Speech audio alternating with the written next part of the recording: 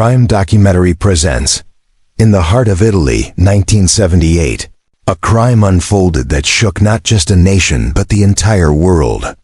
It was a story of politics colliding with terror, of shadows and secrets weaving into one of the darkest chapters in European history. The kidnapping and brutal killing of Italy's Prime Minister Aldo Moro was not just an attack on a man, but on democracy itself. 55 days of fear, negotiations, betrayals, and silence led to a chilling conclusion. Tonight, we take you inside the twisted nightmare. The Prime Minister kidnapped and killed Aldo Moro's 55 Days of Terror. Rome in the spring of 1978 was a city alive with contradictions. The air smelled of espresso and cigarette smoke. Politicians argued endlessly in Parliament, while the streets pulsed with demonstrations. Banners waving red and black, slogans painted across walls, whispers of revolution and violence echoing. In university corridors, the years of lead, as Italians called them, were marked by bloodshed, kidnappings and bombs. A fragile democracy stood on shaky legs, with one man at its center, Aldo Moro, a respected statesman and leader of the Christian Democracy Party. He was the architect of a bold experiment, attempting to bring Italy's Communist Party into the government, a strategy he believed would bridge the gap between left and right and secure stability for a nation drowning in unrest. For some it was a vision of hope, for others it was a betrayal waiting to be punished. On the morning of March 16th, Aldo Moro woke with a heavy heart, but also with a sense of duty. His calendar was packed with political meetings, but that day was not ordinary. It was the day Parliament was expected to vote on his compromise of national solidarity with the Communists, a groundbreaking move in Western Europe. Moro knew the risks. He had received warnings, threats, letters filled with venom, yet he persisted because he believed in dialogue. He had survived decades in politics where alliances rose and fell like tides, but he had never been so close.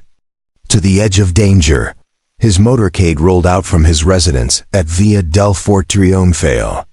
A blue Fiat and his own car led by bodyguards flanked the Prime Minister, whose calm eyes glanced through the window at the bustling streets of Rome. Shops opening, schoolchildren rushing, priests in black robes crossing intersections. Ordinary. Life carried on, unaware that history was about to shatter in blood and steel. The convoy entered Via Fani, a narrow street lined with trees and apartment buildings. It was mid-morning, and the sun cast long shadows across the cobblestones. Suddenly, a car swerved, blocking the road. A second vehicle closed from behind. Before Moro's driver could react, the trap was sprung. The Red Brigades had planned this ambush for weeks, studying Moro's movements, his schedules, his protective detail. Every detail was precise. Every second accounted for. Automatic gunfire ripped through the silence. The first bursts shattered glass and metal, striking the front escort car and killing the driver instantly. Moro's bodyguards reacted, but they had no chance. The Red Brigades were heavily armed with machine guns, pistols, and grenades. They wore disguises, calm faces masked by sunglasses and wigs, moving with deadly precision. Within a minute, Rome's morning peace turned into a battlefield. Bullets tore into cars, bodies collapsed against doors, blood flowed across the pavement. Civilians froze in horror, some screaming, others ducking behind parked vehicles. Aldo Moro sat stunned in the back seat of his car, watching men he trusted. Men sworn to protect him, fall one after another. He realized the nightmare had arrived. The sound of gunfire was deafening. Glass shattered around him. Voices barked commands in sharp tones. His driver slumped lifeless, his bodyguards cut down. In seconds, the assailants opened the door, grabbed him by the arm, and pulled him into the street. His pleas, if any, were drowned in chaos. He was forced into a waiting Renault 4 as his assassins dragged him away. The car roared off, tires screeching, the air thick with gunpowder and terror. The attack lasted less than 90 seconds, but it felt like eternity. For the Red Brigades, it was a perfect execution. For Italy, it was a wound that would never heal. On the ground, 5 bodies lay motionless, all loyal men of the security detail. Their names would later be remembered with sorrow, but at that moment, they were silent witnesses to the beginning of a nightmare. Neighbors peered from balconies, trembling at the sight. Policemen arrived too late, their sirens wailing over the carnage. Journalists rushed to the scene, snapping photos of shattered vehicles, pools of blood, fragments of glass and metal scattered like confetti of death. The air smelled of smoke and iron, an acrid reminder that this was no ordinary crime. It was an act of war against the Italian state. Moro was gone, hidden in the hands of an underground army whose mission was to dismantle democracy by terror. The ambush was not spontaneous. It was meticulously planned for maximum impact. The Red Brigades had chosen Moro because he embodied compromise, a bridge between warring ideologies. They despised him more than his enemies on the far right. For them, he was the traitor who sought to stabilize the system they longed to destroy. As news spread across Rome, panic ignited. Offices buzzed, telephones rang, ministers rushed into meetings. Police checkpoints sprang up across the city. Helicopters hovered above rooftops, searching for any sign of the kidnappers. Families huddled around radios, listening to breaking reports. Some wept openly, others clenched their fists in anger. The nation was stunned into silence by the audacity of the act. In Parliament, chaos erupted. Politicians shouted accusations across the chamber. Some blamed weak security. Others whispered of conspiracies within the state itself. Was it possible that Moro's own allies wanted him silenced? Or was it purely the Red Brigades seizing an opportunity to thrust Italy into chaos? Speculation spread faster than truth. In a country where shadows and secrets were already part of daily life, for the kidnappers it was only the beginning. They had struck the heart of Italy and proven that no one, not even the Prime Minister, was untouchable. The world would soon learn that this was not just a kidnapping. It was the opening chapter of a long and merciless game. A countdown of fear that would last 55 days. The kidnappers vanished into the underground, leaving behind a trail of terror and confusion. Italy was stunned. Aldo Moro was not just a politician. He was the symbol of dialogue. The man who believed compromise could keep the fragile democracy alive. For decades, Italy had been torn between extremes. The left driven by revolutionary ideals, the right guarded by tradition and fear. In the middle stood Moro, balancing between fire and ice.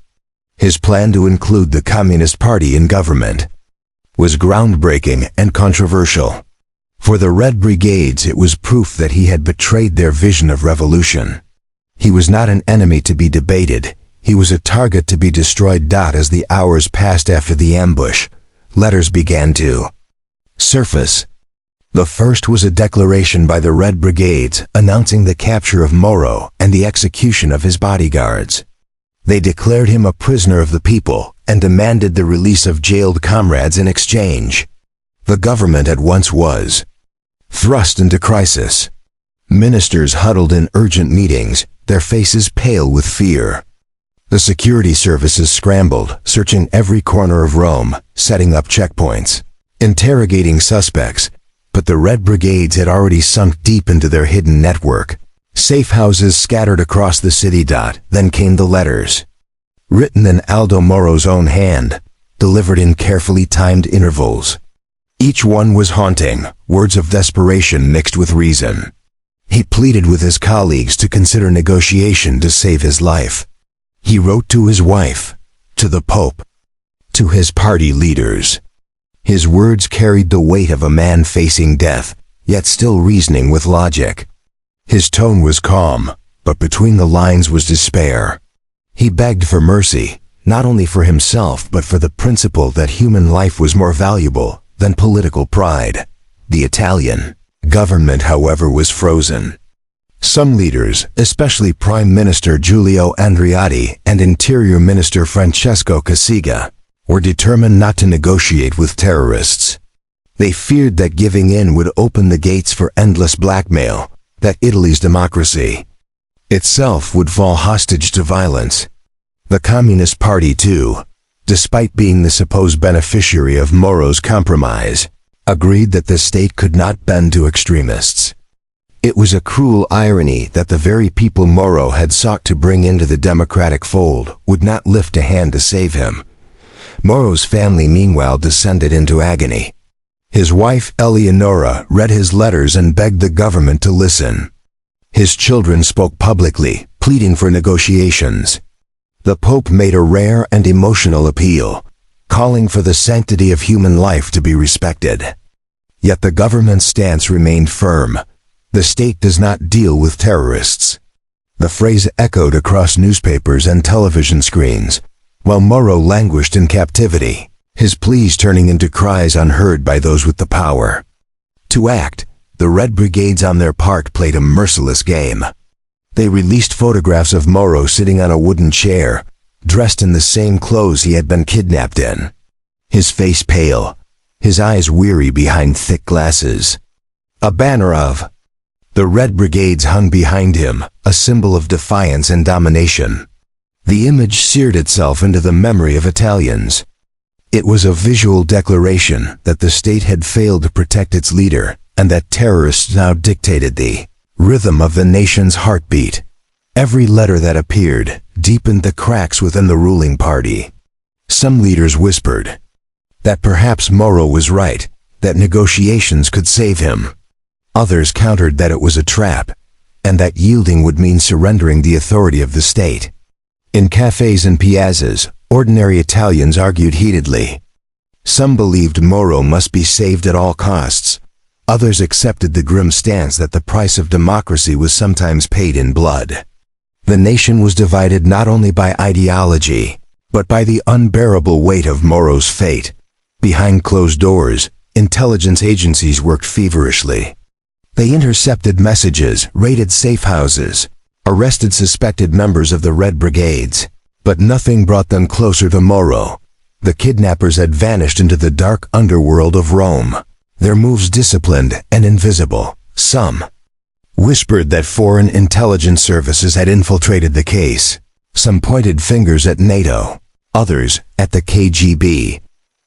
Conspiracy theories flourished like wildfire in a country where truth often hid behind layers of shadow. The more the government failed to produce results, the more Italians questioned whether all forces were truly working to save their prime minister. Meanwhile, in his prison cell, Moro continued to write. His words became sharper, more desperate. He accused his colleagues of abandoning him. He called them cruel and inhuman for refusing to value his life. He reminded them of their personal friendships, of the years they had fought side by side for Italy. He wrote to Giulio Andreotti with disappointment, to Pope Paul VI with hope. He begged his party not to sacrifice him for political calculations. But his letters did not soften the government's stance, instead they hardened it. Some began to claim that Moro was brainwashed, or that his words were manipulated by the Red Brigades, a narrative that allowed them to dismiss his pleas. Days dragged on with no resolution, and the tension spread through every corner of Italy. Rumors swirled that the Red Brigades were preparing to kill him, that secret negotiations were already happening in foreign capitals, that even the Vatican was intervening, but the truth was buried in silence. Every day Italians awoke to newspapers, splashed with Moro's letters, photographs, and speculation. The nation was consumed by fear, hope, anger, and suspicion, yet powerless to change the course of events. In the underground safe house where Moro was kept, the Red Brigades monitored the chaos they had unleashed. For them, each letter, each photograph, was a weapon more powerful than bullets. They were not only holding a man captive, they were holding a country hostage. Every hour that Moro remained alive was a humiliation for the Italian state, and every unanswered plea widened the abyss between government and people. The kidnapping had already succeeded in its first mission. It had shaken the very foundations of trust between Italy's leaders and its citizens. Days turned to weeks, and with each passing moment, the sense of dread grew heavier. Fear gripped every household. Newspapers screamed headlines of betrayal and uncertainty. Rome itself became a city of whispers, as though every corner hid a secret. Every morning Italians woke, not knowing if Aldo Moro was still alive. The Red Brigades taunted the government with threats, demanding prisoner exchanges, promising that Moro would be executed if their conditions were not met. The government refused to bend, and the stalemate deepened. The silence became unbearable. The kind of silence that comes not from peace, but from a country holding its breath. Inside the chambers of power, the debates grew colder and harsher. Some leaders whispered of possibilities of negotiation, but the dominant voice was rigid, no compromise with terrorists. The memory of the bodyguards slaughtered at Via Fani haunted them. And yet, for Moro's family, the refusal to act felt like cruelty. Eleonora Moro pleaded relentlessly. She begged the leaders to see her husband not as a bargaining chip, but as a human life worth saving. His children stepped into the spotlight, their voices trembling with sorrow, demanding that their father not be abandoned. The family carried their grief publicly, and with every passing day, they became symbols of helplessness before an unyielding state. The Pope's voice too entered the scene. Pope Paul VI spoke from the Vatican, calling for mercy, urging the kidnappers to spare Moro's life. His words echoed across the world, broadcast on radios and televisions, yet even the voice of the Church could not penetrate the iron walls of ideology. The Red Brigades read Moro's letters carefully, tailoring their strategy around them, each publication designed to deepen the rift between the people and their leaders. They knew how to weaponize despair, and Moro's despair became the sharpest blade in their arsenal. Meanwhile, Italy's streets grew restless. Demonstrations erupted, some demanding the government negotiate, others demanding the terrorists be crushed. Police patrols grew heavier. Armed checkpoints spread like scars across Rome. Soldiers stood at intersections with rifles ready. Yet there was no enemy to shoot, no clear face of terror to capture. The Red Brigades remained in the shadows, unseen, but omnipresent. They were no longer just a group of militants. They had transformed into phantoms haunting the entire nation. In cafes and piazzas, citizens argued passionately. Some condemned the government for sacrificing Moro on the altar of principle. Others condemned the Red Brigades as murderers hiding behind political slogans. The nation's unity splintered into factions, as though the kidnappers had succeeded in turning Italians against themselves.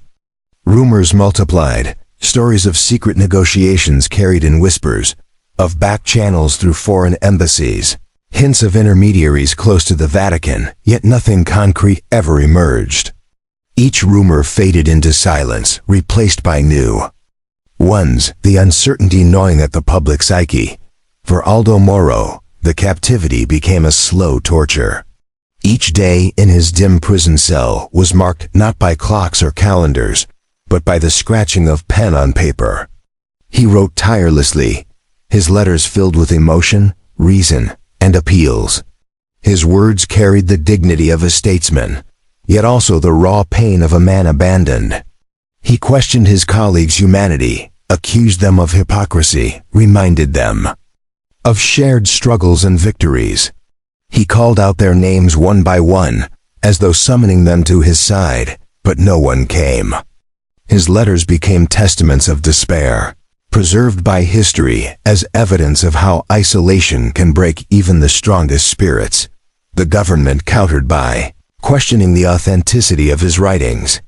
Some officials suggested that Moro was under duress, others claimed his letters were manipulated. The refusal to accept his words as his own allowed them to maintain their stance, but it also widened the chasm between the rulers and the ruled. Ordinary Italians read the letters in newspapers and believed them. They saw in Moro's words the reflection of their own fears. They began to view their leaders as cold and distant, unwilling to protect even one of their own. In the safe house, the Red Brigade studied every reaction with clinical precision.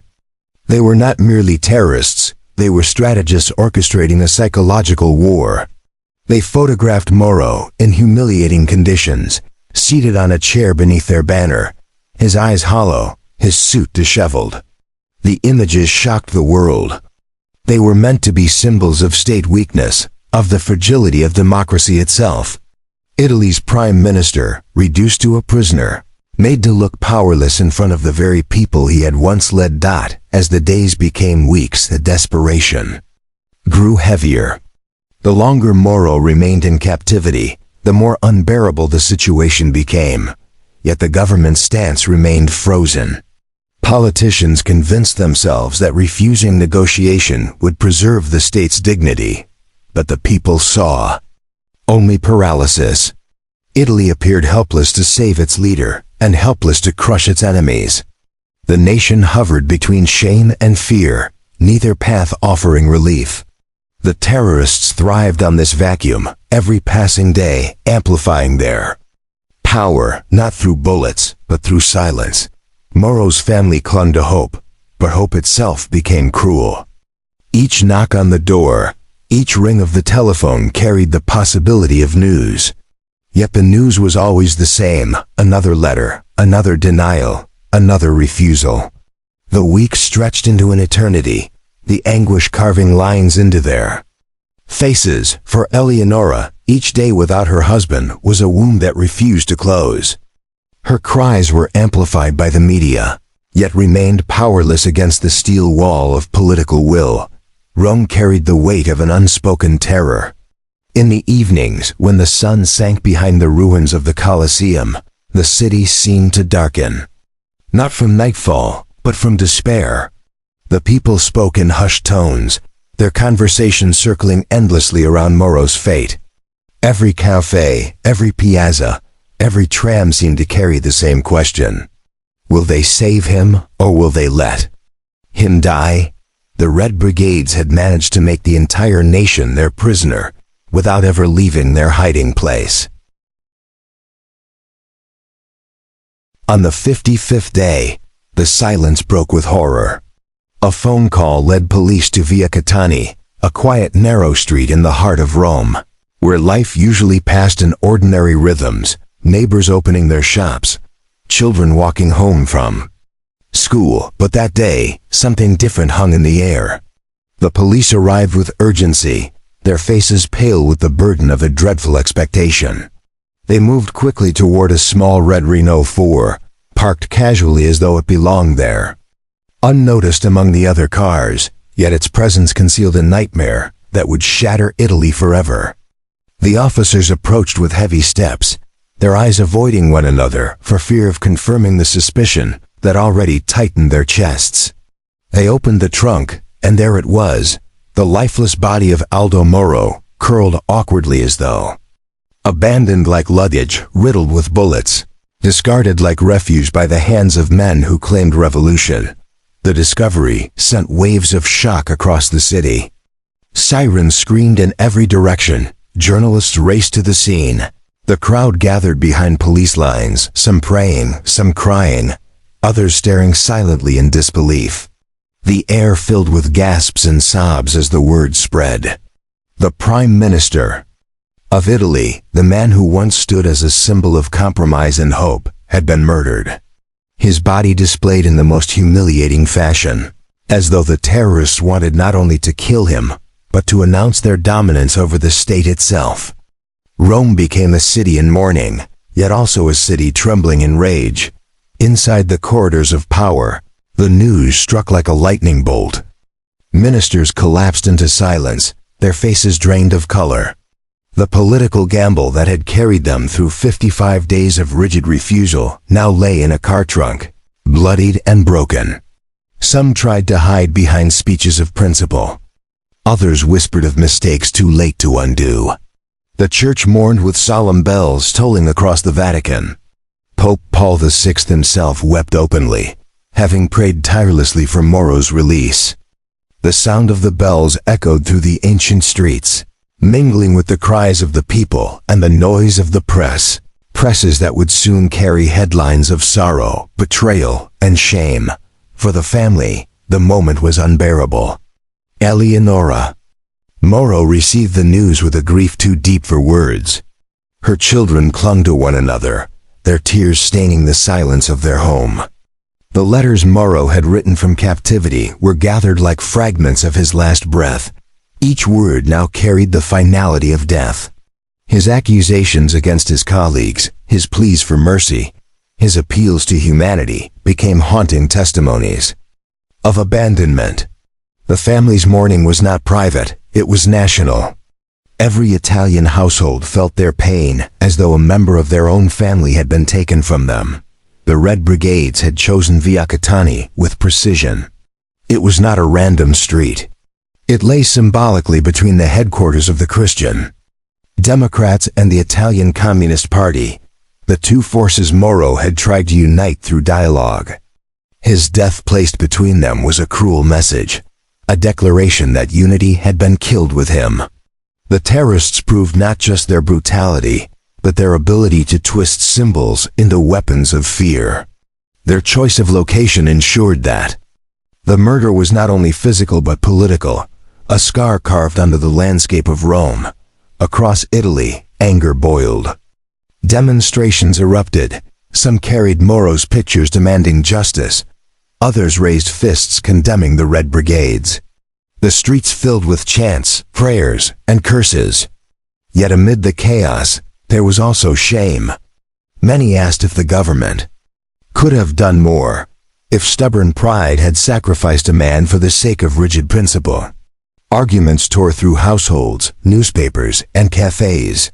The country turned inward, questioning the meaning of democracy when democracy seemed unable to protect its own leaders.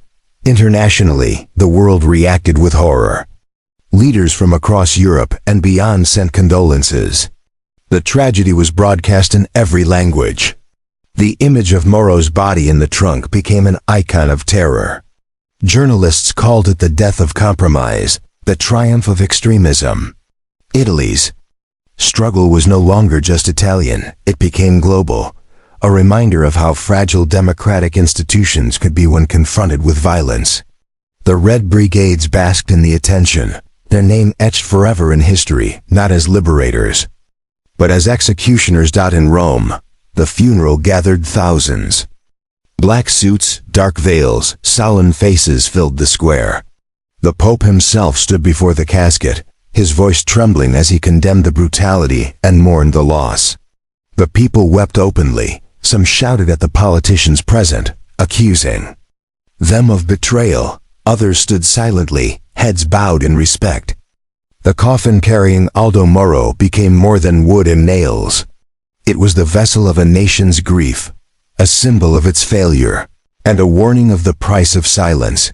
The Red Brigade celebrated their act, but in reality, they unleashed a storm that would eventually destroy them. The state hardened its stance. Security forces intensified their hunt. Members of the group were captured one by one, their underground networks dismantled. Yet the damage had already been done. The memory of those 55 days and the final image of the trunk lingered in Italy's consciousness. The fear, the helplessness, the unanswered letters, all became part of a collective wound that refused to heal. For ordinary Italians, life moved on, but never the same. Each time they walked past Via Catani, they remembered the red Renault 4. Each time newspapers printed new scandals or debates, they recalled Moro's letters, warning them of hypocrisy and betrayal. His words became prophecies, his death a permanent reminder that democracy was fragile, and that terror could strike at its very heart. The crime was not just an event, it was a transformation.